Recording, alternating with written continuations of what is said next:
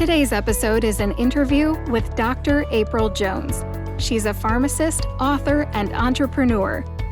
As the parent of a childhood cancer survivor who is also an amputee, she is an advocate for a number of interests, including adaptive sports.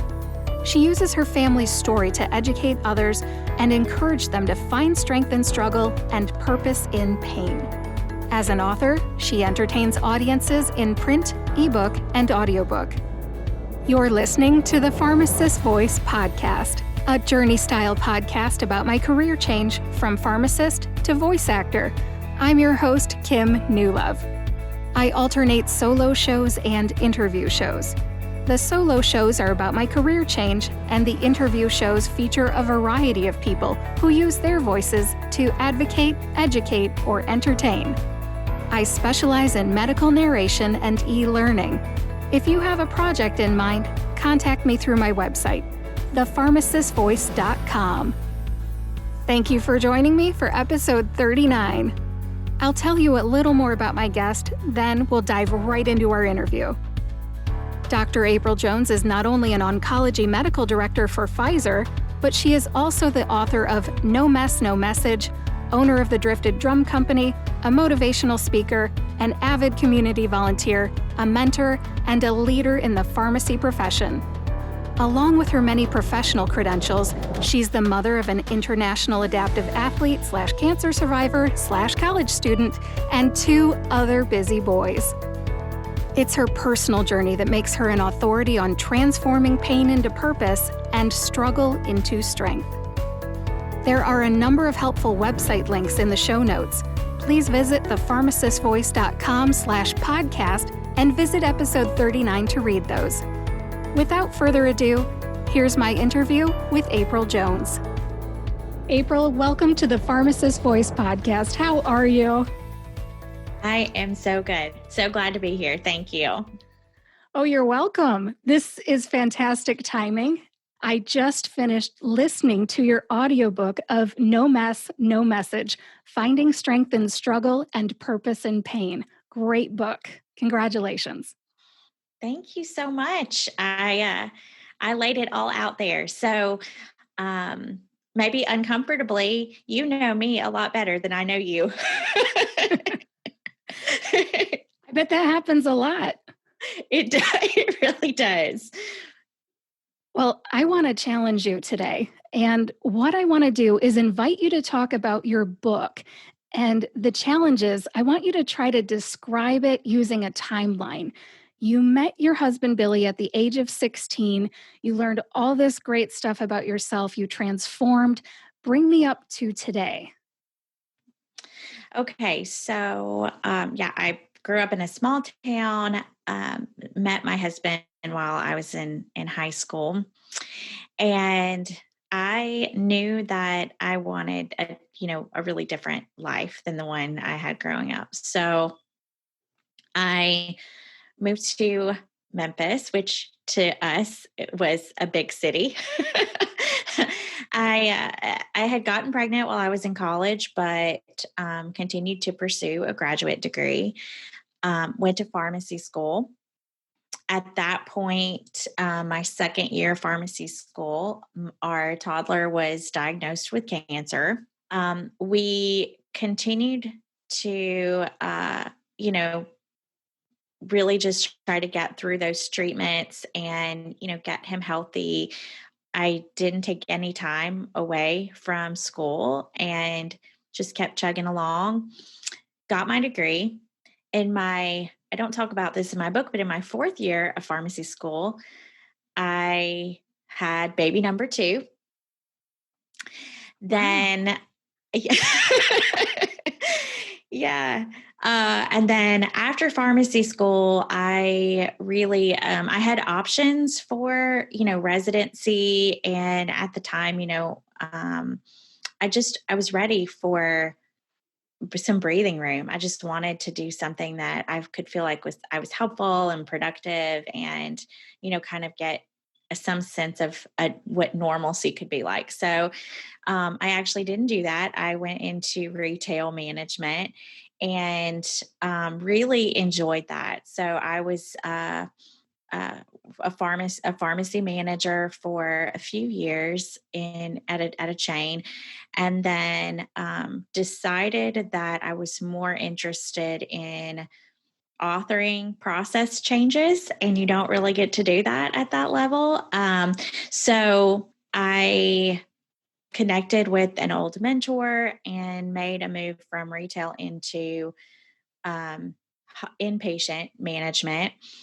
Started to pursue my MBA, and that was on the heels of baby number 3. Amazing. And so I started the MBA program when Easton was just a couple of months old. And my husband had some career changes or aspirations that kind of took us, moved us. But I stayed in pharmacy administration roles until about 2 or 3 years ago. At that point, I made a move over to industry. And so I have been a medical director at Pfizer for about 2.5 years now. And my book came out last September. So, well, it was a year ago. We had our the 1-year birthday of No Mess, No Message in September. And it was also in that year that I started the Drifted Drum Company with my son, who is thankfully a cancer survivor. So we had a success story, and this is going to age me a little bit, but he started college this fall. So he's my business partner. That's a parenting win, raising a child Yes. successfully through the school system. And when they want to go to college and they ask to go to college and they actually follow through on that, that is a parent win. Congratulations. Thank you.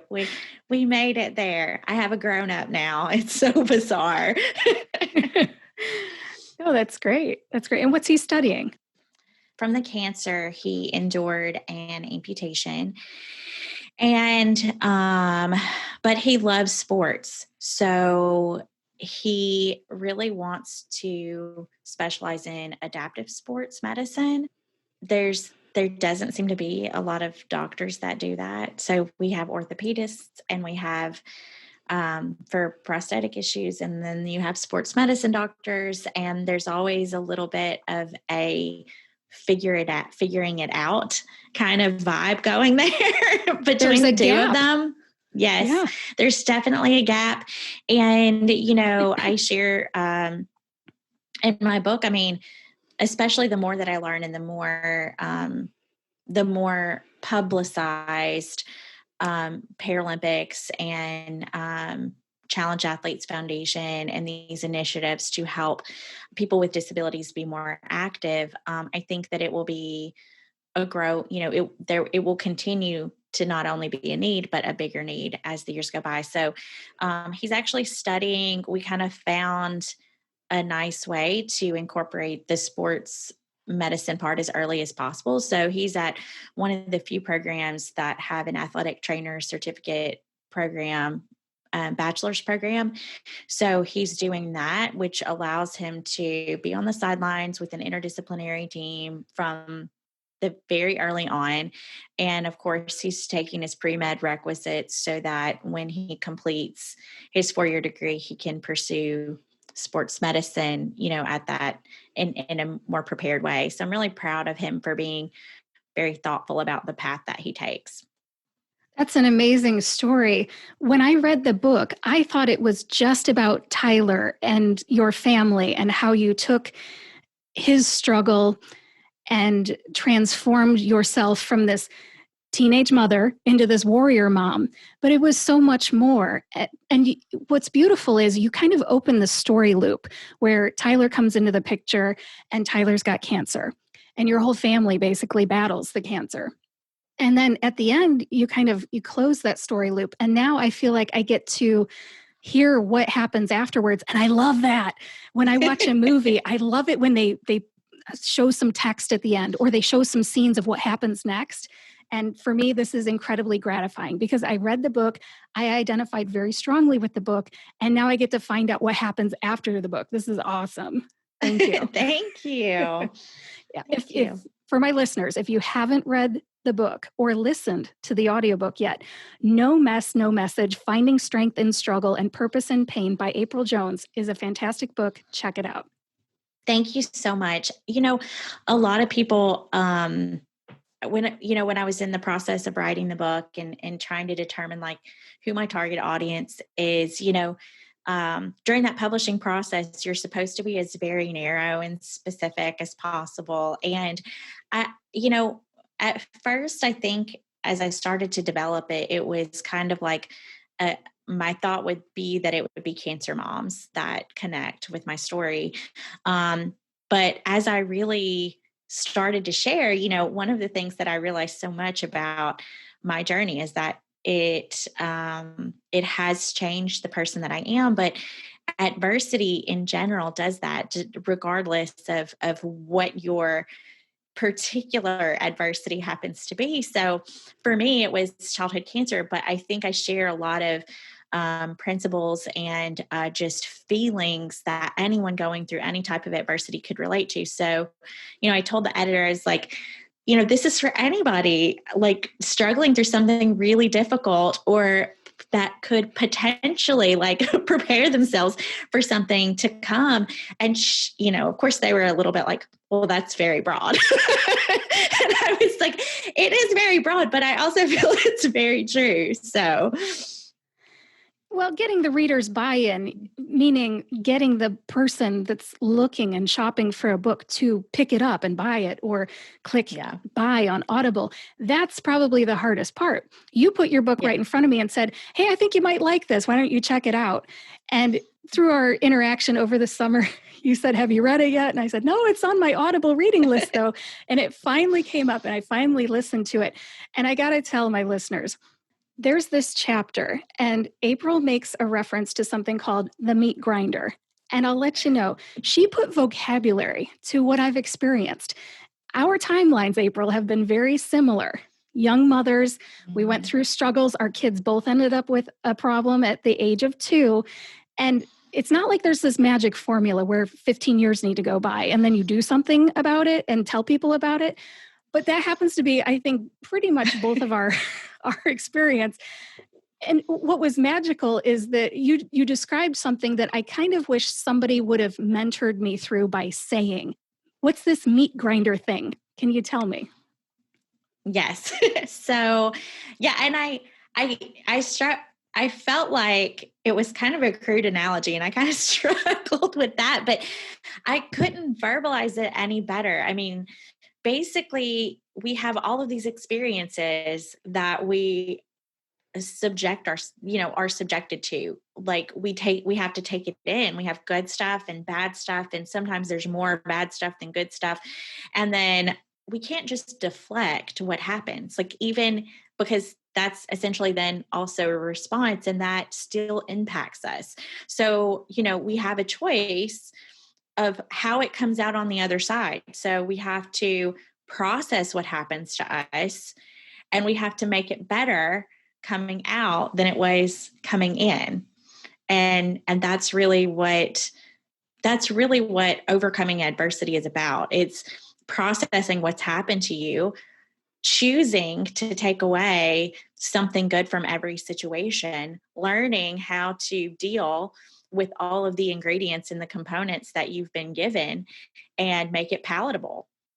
You did a beautiful job in the book of explaining that, almost like a big sister trying to tell somebody who's, a couple years behind you, just hang in there, stay with it, because if you do, you are going to end up stronger and your child's going to be the best that he or she can be. And I felt like that was the real takeaway for me. And even though I'm an autism mom and you're a cancer mom, I really related to you.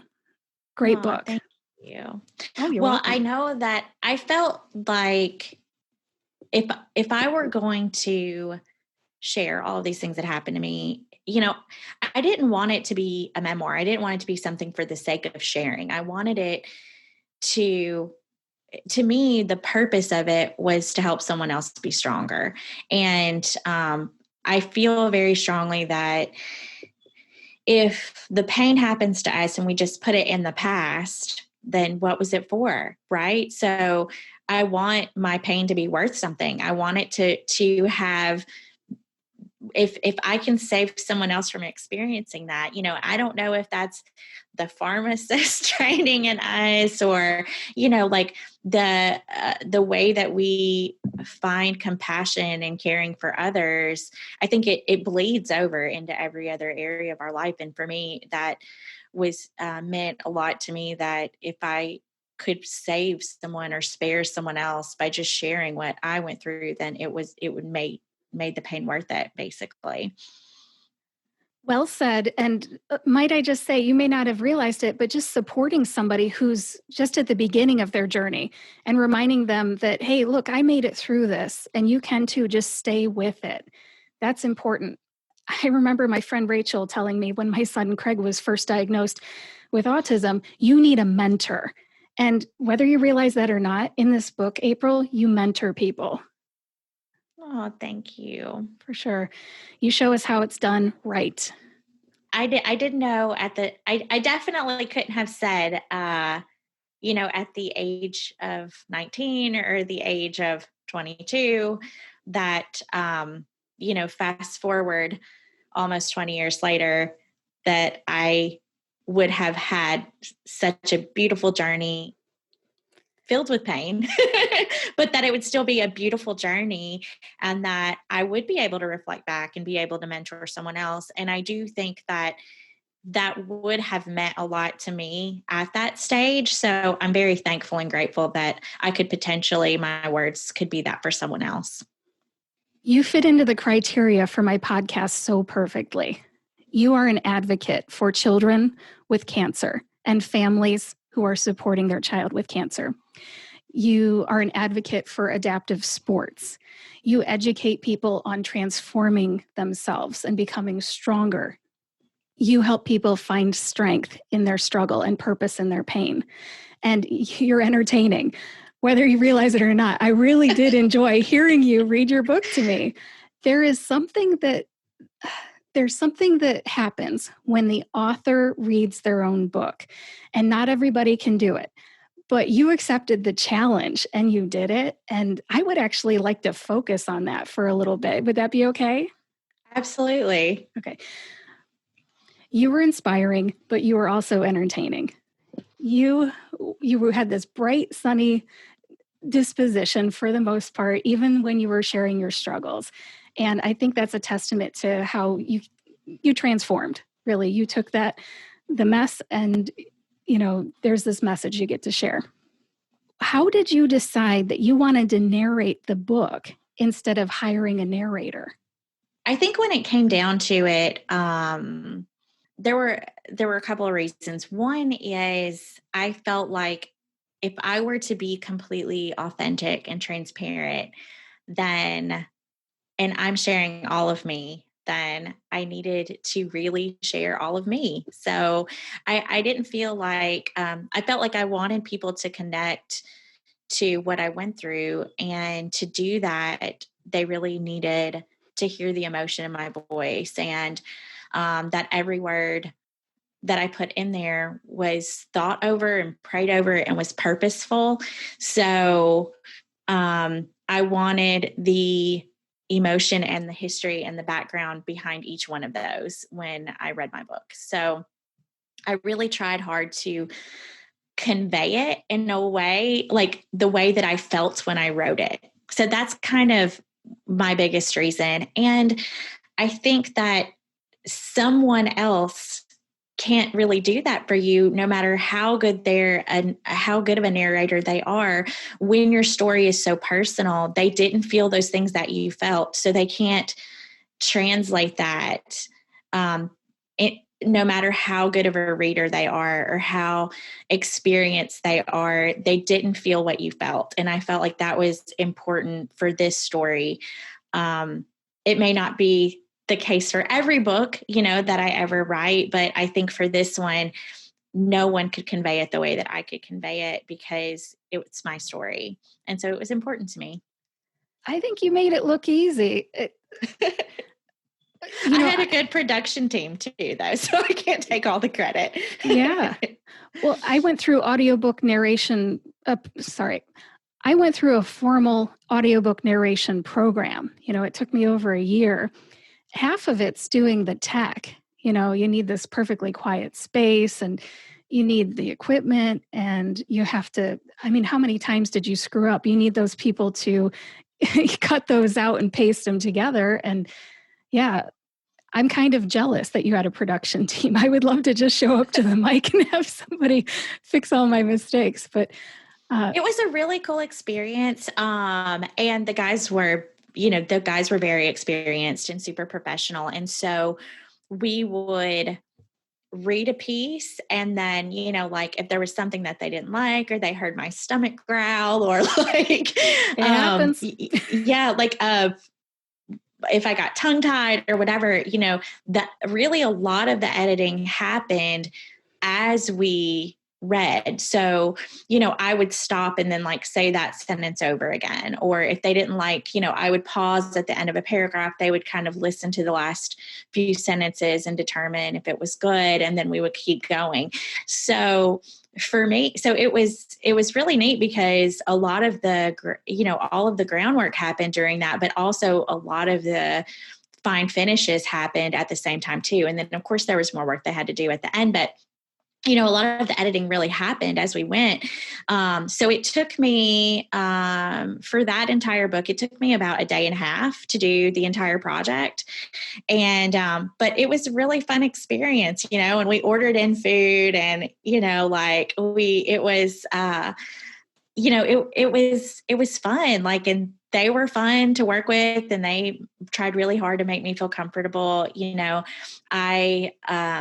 There were a couple of times where, I would get a little emotional sharing, which is funny because I know how everything turns out and it's years and years later, but like just having to rehash the feelings that I felt when I wrote that part, like would be difficult. And so I would kind of like, get a little teary and then we'd pause and take a water break and then I'd come back and reset and then my voice would be ready again. So they were really awesome. And I can't say enough about Nashville Audio Productions did my books. So they did a great job. And if you only had to spend a day and a half in the chair, they're real pros.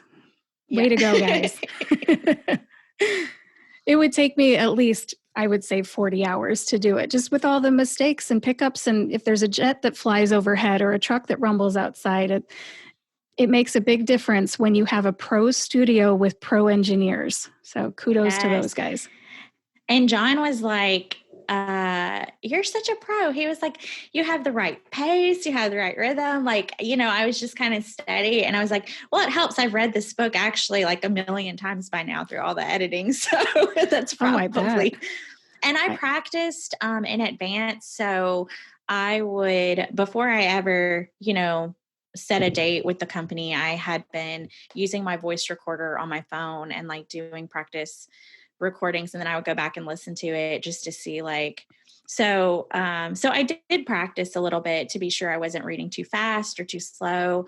So all in all, maybe it would be 40 hours, but in the chair time, it wasn't painful. So good. Well, again, good job. And anybody that wants to check out April's book, the audiobook version's really good. I actually have not read the book, just the audiobook. Yep. And I wrote a review on Amazon too. If you want to check out my review, check out April Jones on Amazon.com and you could read that review. If you had to do the process all over again of writing the book or producing the audiobook, what would you do differently? Well, that's a great question. For me, it was a learning experience and it was an organic process. So, the way that I actually wrote this first book was kind of interesting. So I had a friend who, I originally I had started journaling about some of this a few years ago. I went through a difficult situation and, it was writing when I was younger was definitely a little bit of an outlet for me. It was more like journaling or poetry. And I really stepped away from that for a long time. I'd done more professional writing, like I did a leadership blog for a little while. And, but I was going through something difficult. And so I decided that I would just journal a little bit and try and do some like self-reflection of maybe why I am the way that I am or how I see things differently.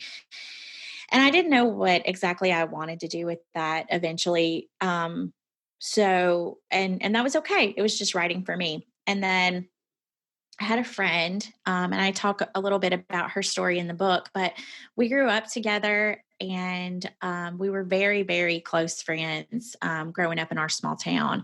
But then, as you do, as you move away, your friends move away, you kind of like disconnect a little bit. And so I hadn't seen her since I graduated. And then we were in the waiting room at St. Jude and we looked over and there was my friend Angela. She was there with her little boy who is just less than a year older than mine. And I was like, what are you doing here? And she was like, what are you doing here? And so at the time, her son Wesley had a brain tumor, but it was benign. So they were managing him with surgery and radiation and his seizure activity. And so Wesley, that, was just kind of a normal part of life for him for all the years after that. So every 6 months or so, sometimes in between, if he developed new symptoms, but basically managing seizures, managing tumor sizes, and it was just part of life. So, fast forward to, I guess it was 3 years ago, Wesley developed new symptoms between his 6 months appointments. And he went in, he was having some vertigo. So they just assumed maybe his tumor had grown unexpectedly. And what happened is that he had experienced mutational transformation and he had stage 4 glioblastoma. Mm.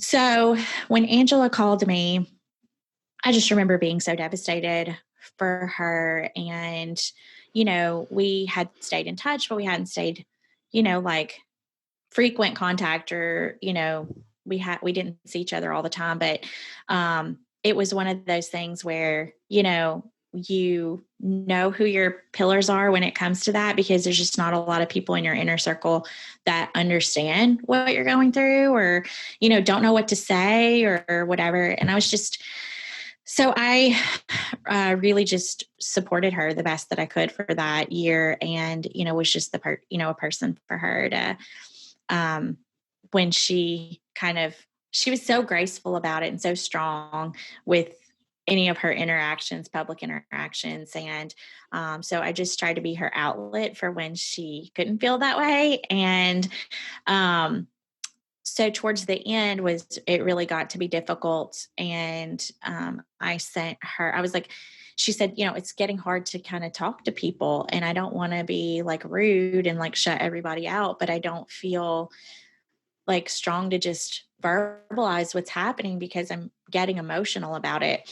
And so I said, well, maybe I'll share with you the journaling that I did. I talk about that a little bit. And I know your situation's different now than mine was then, but, maybe it'll give you something else to focus on, or you'll see that, it's not unusual. And so I sent her that and she, called me back a couple of days later and she's like crying about it. And she's like, I just loved what you wrote and this is going to help other people. Like, I think that you should finish this. This should be a book.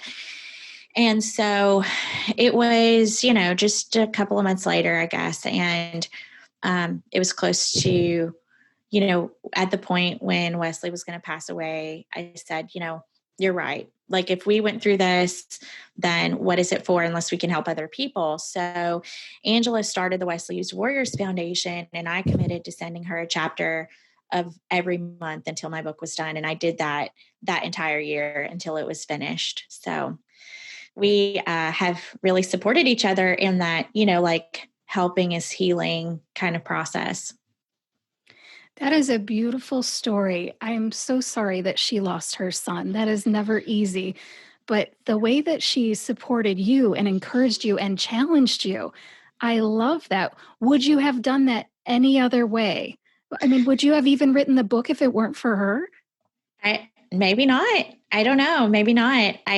I think that, it reminded me of the importance. I think it was kind of like a renewal. I was in a place where I felt like I gave so much to just career, and that I kind of forgot for a little while that even like, yes, all these experience contributed to the person that I am and being a good leader. But also like that part of me, that authentic part of me could be helpful in a more meaningful way. And the experiences that I went through. So I am definitely very sad that, that's the way that my book kind of evolved. But I also know that she and I are have been able to really, help each other in our missions. And like I feel very connected that we have like a joint mission essentially. And so raising awareness of what she does and, raising awareness of what we went through, and that, it's okay to not always be strong, and it's okay to, be vulnerable and authentic. And it's part of that process, like that everyone goes through, that we just don't always talk about. And so, like Wesley's Warriors Foundation, what they do is they help support. So even if the family doesn't have a significant amount of medical expenses because of the place that they go for treatment, a lot of times it's still an incredible financial burden because the families can't work. So in her situation, when Wesley was small, that happened to her. And so when he started going through all those treatments, she, was, 22, 23 also. And she worked at like a small clinic, and they didn't have FMLA, and they essentially let her go. And so then she had a kid that was going through this. She had to, she still had rent to pay and still had groceries to buy and all of this. And now she didn't have a job. And so she felt very passionate that she didn't want anyone else to feel that. So she really looked at, I helped her, like we looked at what other organizations do similar things, and there seemed to be an unmet need there. So, there's lots of money that go towards research and different things, and that's needed, but also this was a need too. So she started Wesley's Warriors Foundation to help with those financial burdens that these families endure when they're not in a perfect scenario where your job gives you unlimited, time off, or, you don't have the additional funds to continue, the additional overnight childcare that you might have to pay for because you're gone and your kids still have to be cared for. And, there's just so many facets to financial burden of cancer, especially when it's childhood cancer. So I'm really proud of her for understanding. I always say, you wonder how you can help. Well, what did you need when you were needy? And then that's what you do. So, that's how you fill a hole. That's how you identify a gap. What did you need while you're needy? Now, can you give that? And I think that that's exactly what she did. So, This is a perfect segue to my next question. When you are a parent of a child with special needs, it can be really hard to ask for help or accept help. Would you agree with that? yes. It's really hard Yes. to put your finger on what exactly you need, and you're afraid to ask because somebody else may not be able to fill that need, and it's hard. I understand this personally, but I just wanted to invite you to share what that's like for you, asking for help and just taking that help. Yes. And I think it's really important it's important for your child to, that you find your voice, because, I think especially being younger, I feel like I had to go through several not so great instances with care. And I don't think it was intentionally bad care. I think it was lack of experience or lack of knowledge. Um, and there, when you don't find your voice, or you're worried about hurting feelings, or you're worried about, um, payment, like, reimbursement and things like that in terms of insurance, you have to do whatever you have to do because it's your child that suffers. So I just really say, your child comes first. So find your voice. It's in the earlier that you do it, the better, because if they're going to live for the rest of their life with a disability, then it's always going to be a part of your life.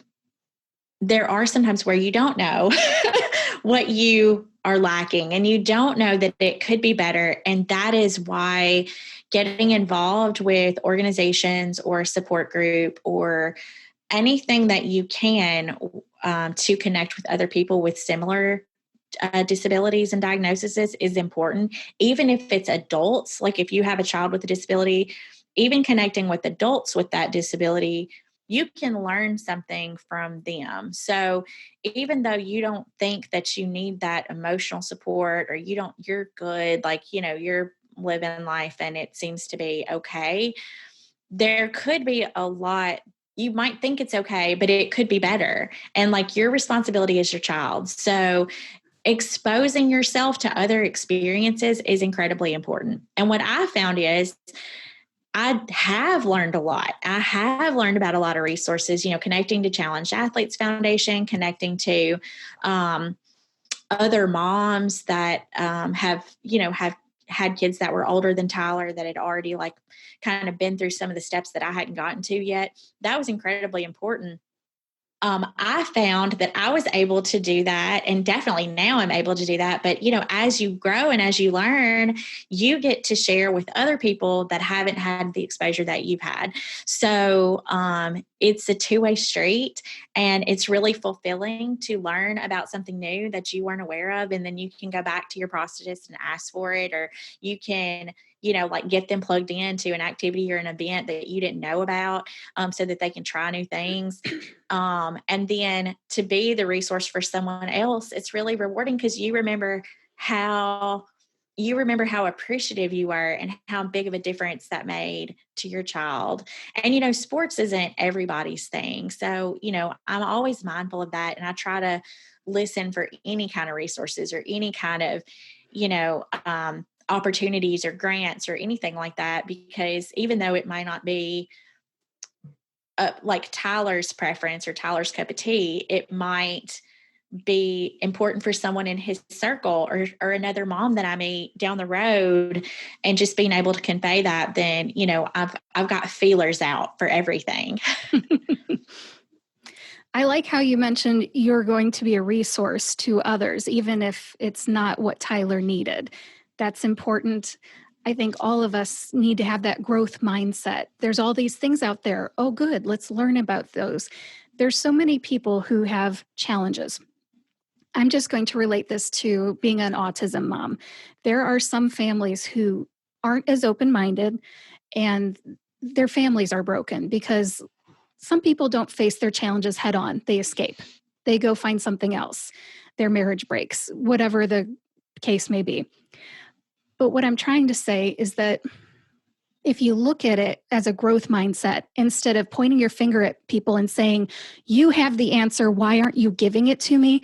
There's a big difference. I think you have the right energy. So many times I've met people who treat the school or a therapist like they have all the answers and they're just not giving them to them. When you've met one kid with autism, you've met one kid with autism. When you've met one kid with cancer, you've met one kid with cancer. Everybody's different. Their families are all different. And I just like your energy. So I just want to commend you on having this open mind and being a resource and wanting to be a resource. That's great. Thank you.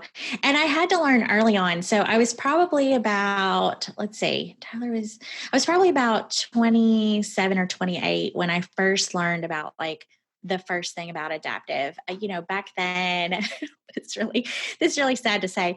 Back then, like, Google kind of wasn't a thing yet, like in Facebook, wasn't a thing. So I searched on the internet to see what I could find about connecting to other parents. And the only thing that I could find at the time was like an email listserv for these. It was called ICANN, which is, I think, International Childhood Amputee Network or something like that.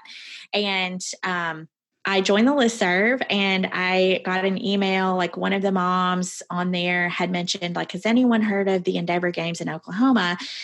And we were in Memphis, and I was like, so I like looked up their website, and you really couldn't tell, like what it was going to be about. But some of the other moms was like, actually, one of the Paralympic athletes, Oksana, her mom was on there. And so she was like, Oksana's been to that, and this is awesome. And, they didn't live anywhere by me, but just like to have these people that like some type of like little glimmer of hope or like little lifeline, that there were other people out there like dealing with some of the same situations I was like, and that their kids were doing really cool things was exciting for me. So I said, okay, well, it's on this weekend. We're just going to drive there, and I don't know what it's about, but we'll just see if it's, if it sucks, we'll come back through. We'll stay in Little Rock for the weekend, and we'll just like whatever, so we tried it. And the mom actually who posted that request, her daughter, Jessica, is actually a Paralympic athlete now as well. She's just a little bit older than Tyler. And, so the kids were smaller. I think Jessica was like 11. Tyler was maybe 8. And I met her there. I got to meet her after, we had exchanged messages via email. I got to meet her at the event. And that was like my first like friend that understood what I was going through. Right. So it was a life-changing weekend. We met Travis Ricks, who is one of the directors at Challenge Athlete Foundation. He was also an amputee and a cancer survivor. We met our good friends from Texas, who Ryan and Tyler, she and he are still very close. So every year we would look forward to seeing them. And I came back just like on fire. I was like, this is incredible. Like, this is going to be life-changing. Tyler like participated in all of these track events that weekend. These little kids, like, they're not trained to run track or anything, but like it gave them something to strive for that was different.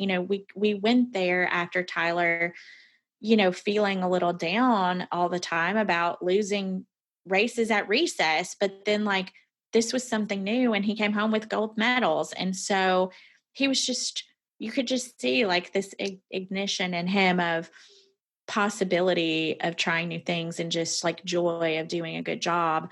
And so I came back and, I went to my prosthetist about, can I have like all of your youth patients, you can tell them I'm going to have an information session at my house. And so like I invited these people I didn't know to my house to tell them all about the Endeavor Games. And there were some people that were really interested, and some people were not interested at all because they just wanted their kids to feel normal. And that was the, that was kind of the goal for their family. It was kind of different than what our goal was.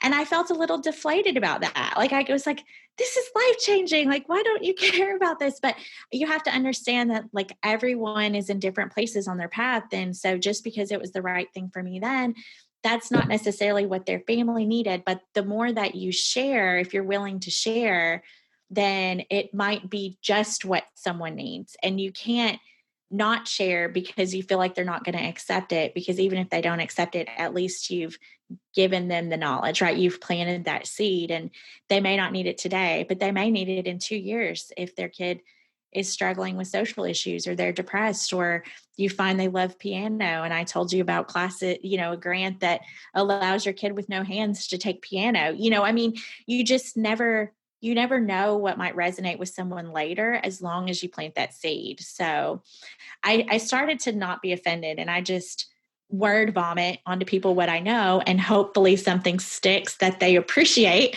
And if not, they wash it off. Well, and Tyler gets out there and is a visible role model. He gets out there and competes. And one of the scenes, I guess you could say, in your book was towards the end, there was a wrestling match, and you wrote it so well. I was there watching that wrestling match because you wrote it so well. Thank One you. of the things that you talked about was when you start with a disadvantage, it makes you stronger. It makes you work harder. Can you talk a little bit about that particular scene, or what you meant with that theme of when you start from a disadvantage, it can make you stronger? Yes. So I think the way that I phrase it is that you have to acknowledge when you start from a knee. So Tyler would wrestle without his leg on. So he would start every match from his knees. And so his opponent is kind of like looming over him.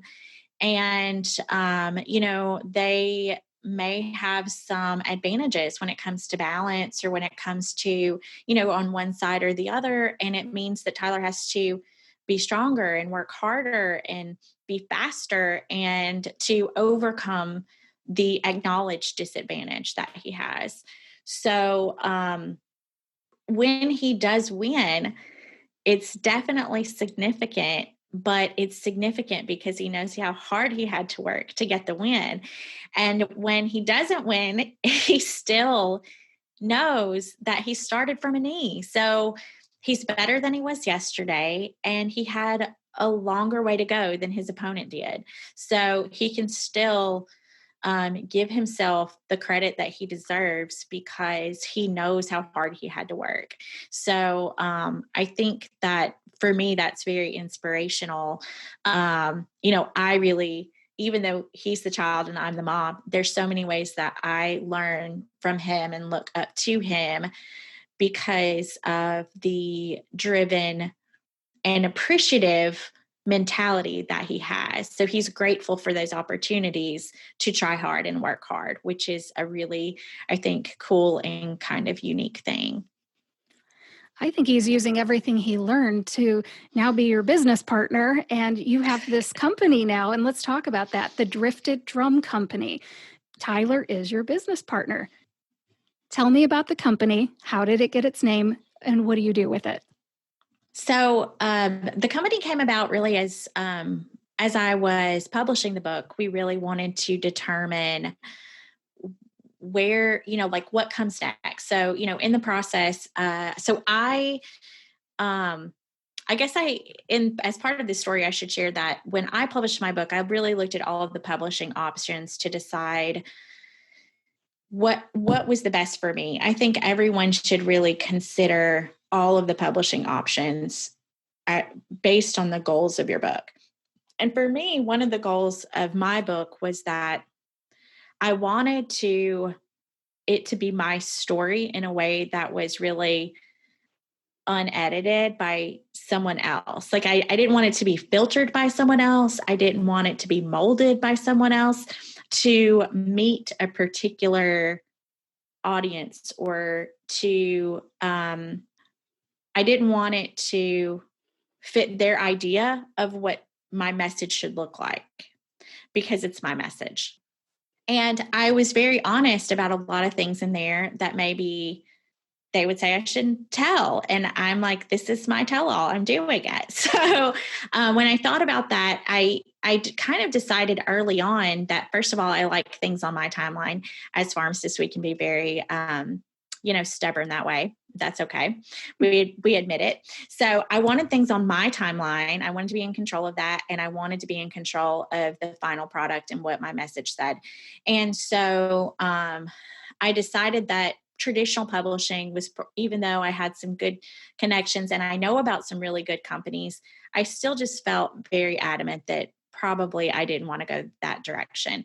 So I actually worked with book launchers because I was a new author. And so I knew that I needed assistance in all of those things. And I felt like they did a great job with kind of helping me through those processes. So that meant I had multiple editors. I had, really people who'd done this before to give me advice. But at the end of the day, I could say, I don't agree with that. So I'm not doing that. And like the cover was one of those things. Like they didn't really completely agree with me on the cover, but I was like, this is my vision for the cover. And this is what I'm doing. So, and that was fine because it's my book. So, but what I decided was rather than doing like a traditional self-publish, I really had to ask myself, what are my long-term goals? And my long-term goal was that, yes, in one sense, maybe I do just share this book, but this is Tyler's story too. So I should have a conversation with him about if we have an opportunity, because we're laying the foundation, we're starting from scratch. If I have an opportunity to make this something different. How do you want to be a part of this? What do you think? And he said, well, I love that in sharing my story, your goal is to encourage other people. And I do want to be a part of that. So I said, well, what do we do next? And he said, well, I would really like to have my own apparel line. And I said, well, I would also like to share other people's stories as well. And so we decided to form our own company. So we went through the process and did an LLC, and the Drifted Drum Company was born, and we call it the Business of Encouragement. So it was my publishing brand. And then he has his own apparel line, Tyler Vibes. And then I actually have another couple of authors that their books are in development. So I'm going to be the publishing brand for them. And then we have events as well. So that was kind of born a little bit after the establishment of the brand, but we have, we held an event called the No Pity Party. So it's about connecting people to resources in their community, connecting them to other people that have went through similar situations, and allowing them to hear those inspiration type stories that are real stories, like people they can connect with that maybe came from similar circumstances as they're in. And then a Path to Purpose retreat, virtual retreat. So Path to Purpose is somewhat similar in that it's really allowing you to see people who turn their pain into their platform for purpose, and actually having workshops with a focus that interests you about potentially what you think may be your next step because of the experiences that you went through and the God-given talent that you already have. So drifted meant, if you look at the definition of drifted in the dictionary, it's that you've ended up in a place like that you didn't intend to be because of external forces directing you in that direction. And I consider it as, that's us. We are in a place we wouldn't have planned to be in 20 years ago. If you'd asked me what my life would look like now, it's not the same. But, these external events has kind of shifted my direction a little bit in a different way, but we're okay with that. And drum as a meaning a vessel that can be emptied out, but capable of being filled up over and over and over again. And I feel like very much that's us as well. And we could be empty because of the difficult circumstances just really depleting us, or we could be empty because we've poured everything into someone else, but we're always able to fill back up. And, that's the important thing to remember, is that you're always capable of renewal and refreshing and starting over. And that if you get a new day, you get a new opportunity to do that. Very good. I was wondering about that. Now I know. Secrets Revealed by April Jones. Yes. Oh, that's beautiful and meaningful. Thank you for sharing. Of course. Thank you. Do you want to say anything about your Path to Purpose retreat that's coming up December 5th? Yes. So this is, I'm really excited about it. It's been a vision of mine for, this entire year. And of course, with COVID, I wasn't sure that it would ever happen. And I just said, okay, it's going to be virtual. That's just how it is. It's just going to be virtual. So hopefully in the future, our Path to Purpose retreats will be in person. But for now, I think that there's a couple of advantages. One is that you can be anywhere and join our retreat, which is definitely an advantage. And then the other thing is that you're getting a really great ticket price because it is virtual. So I have an incredible lineup of speakers. I have Dr. Rosenblatt, Katarina Rosenblatt. If you're familiar with her, she wrote the book Stolen. She's a human trafficking survivor. And she started the There Is Hope for Me Foundation, and is very active in developing new laws and for so that, our system can help support rescue and, criminalization and all of that for these situations where we might have loose or lax legal systems around trafficking. So I'm really excited to hear her share her story with the audience. I have Pastor Zane Isaacson, who is a survivor of his mother's attempted abortion. And so he has going to share about how, God really had a purpose for him before he even came to be, and how he's really used his life for good and changing the lives of others.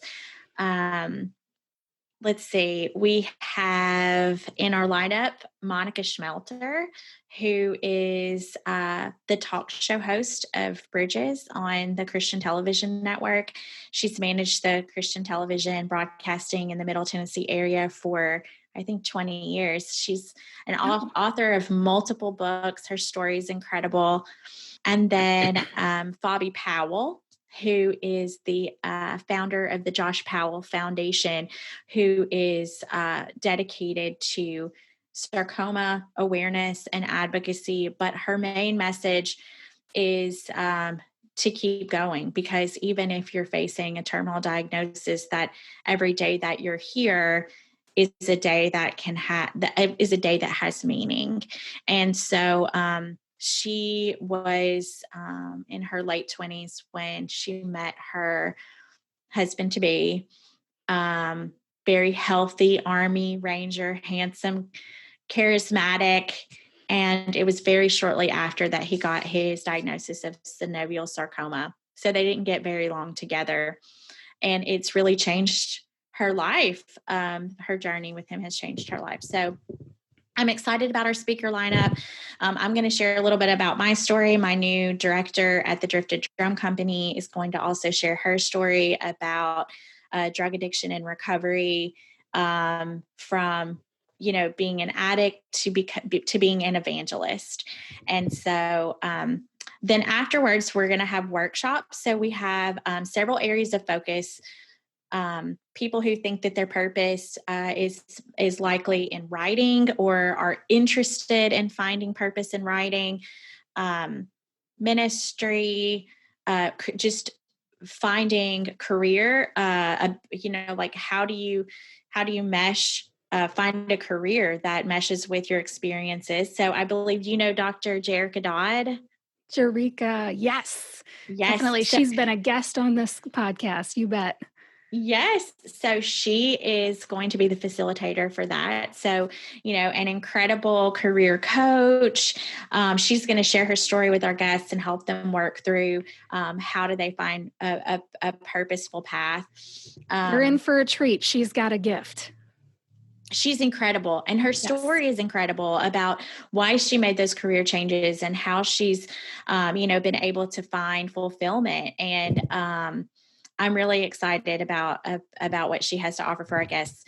The hosts of Crucial Conversation are going to do our session on public platforms. So Tony Goforth and Brian Hurd are going to help people that think that they want, that their way of helping others is public platforms. So whether that's podcasts or YouTube videos or, whatever that looks like, starting a conference or being on talk shows, or, how do you get from an idea to fruition and make it meaningful for yourself and meaningful for others.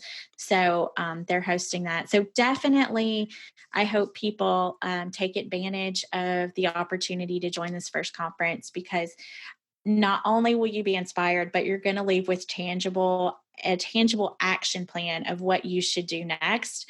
And then post that, the people who are in your small work group session are going to, you have the option of joining a private Facebook group to continue to support each other for 6 months. And the facilitators and myself are going to check in on you periodically to answer any questions you have and continue to encourage you so that you actually can be successful at these ideas that you have and help you network and connect to others that can help you with that. So I think it's an incredible opportunity for people who think that they're ready for something different.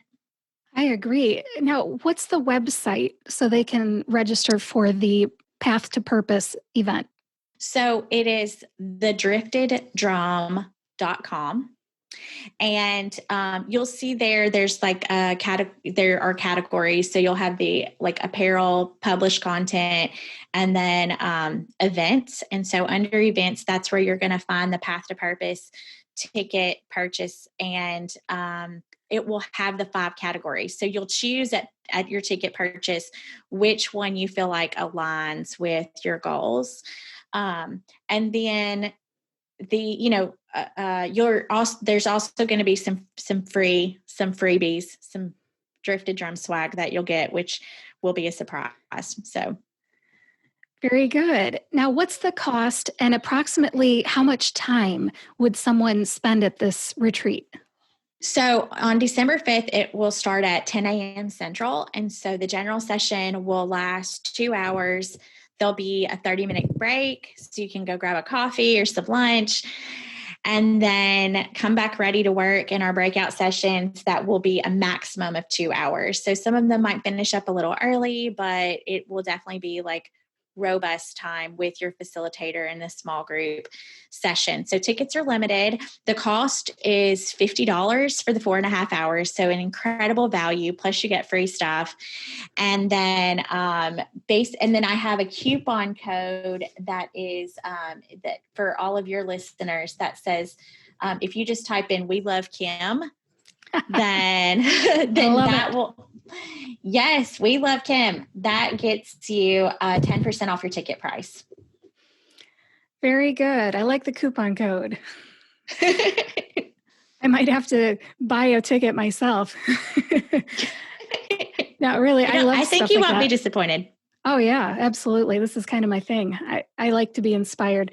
Thank you for telling my audience about this, and congratulations on putting this together. I know you said that you weren't sure what to do because, geez, COVID, what do I do now? But online conferences have been popular and successful, and I wish you a lot of success with this. And I have to guess something. One of the swag items, is it this journal or workbook that you mentioned? You and I, in conversation on LinkedIn, we're talking a little bit about a workbook, and I'm just going to guess. Would it spoil anything if I got this out of you right now? No. So I will. All of the guests are actually going to get a free digital download of my book, No Mess, No Message. Cool. Yes. And a companion journal. Yes, the companion journal to go with that. And so the companion journal is a chapter by chapter. And I think it's perfect for people who are wanting to do this conference because it really dives down into what are your adversities that have impacted, what situations in your life that have you even maybe not acknowledged affected you to the extent that they did. And, things that have shaped and molded you to kind of who you are now.